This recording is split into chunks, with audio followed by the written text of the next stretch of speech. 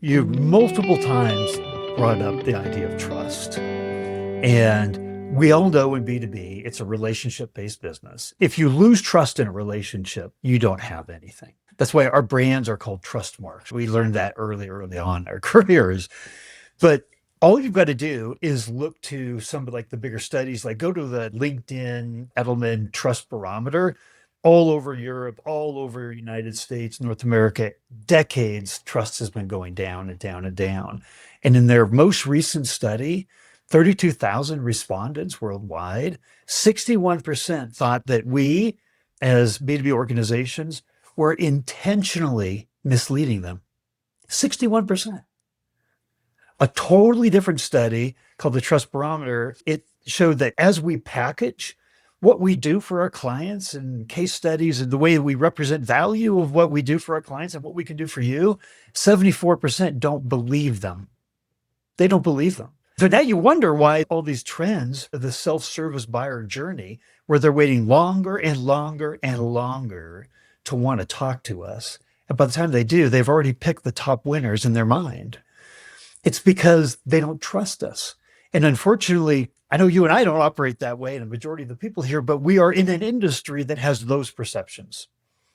So to me, what you're saying and why you've kept bringing up trust, and I'm asking you your thoughts on this, is it true that the more that we can understand about our customers, the more that we can create products and experiences that truly meet their needs, that builds that trust?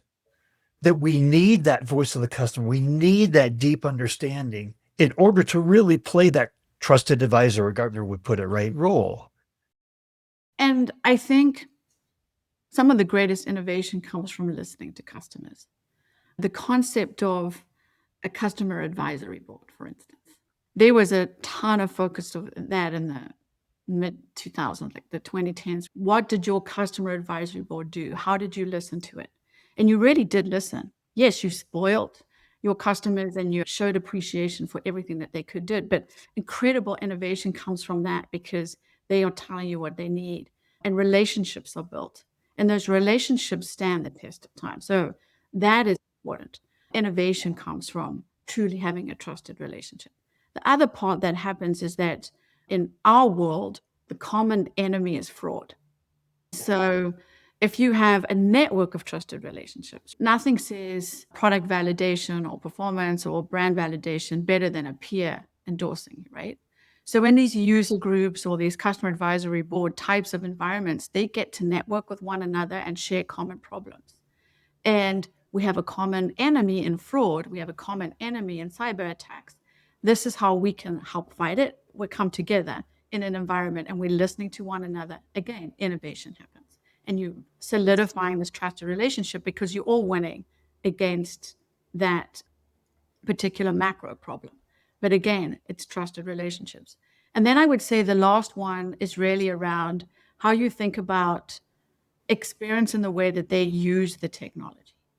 So we call it use cases or whatever the case may be. But we spend so much time on our screen that customer experience is now about how they use the technology. So again, doing user groups that make it easy for them, make it quick for them, but listening to them and saying, what is it about this tech that's going to get you to the answer quicker so that you can be more sure that that is a fraud attempt or whatever the case may be. So the customer experience actually now presents itself inside the product and UI, UX, and it has for years and years.